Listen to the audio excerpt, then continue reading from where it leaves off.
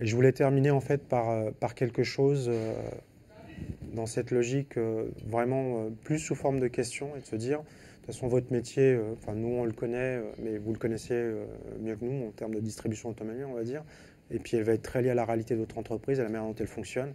Euh, Définir une stratégie ou se dire quelle approche je vais avoir en matière de protection, ben, ça peut être au travers de cet escalier avec quelques questions basiques à se poser. Qui est de dire, le premier, c'est moi j'ai mon entreprise, elle a tel type d'activité, voilà son écosystème, quelle information j'ai que d'autres voudraient avoir. Ce qui peut, ce qui peut être en fait une piste pour dire, voilà, quelles sont en fait mes expositions par rapport à quelque chose qui pourrait intéresser un tiers.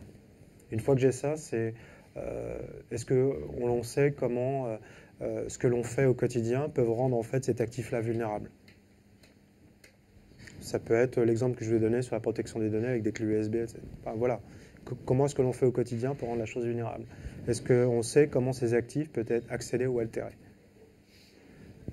Est-ce qu'on a les moyens de savoir si la confidentialité de ces actifs a été compromise?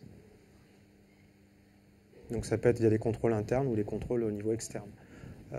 Est-ce qu'on dispose d'un plan qui permet de réagir et de minimiser les dommages si jamais en fait j'ai un incident?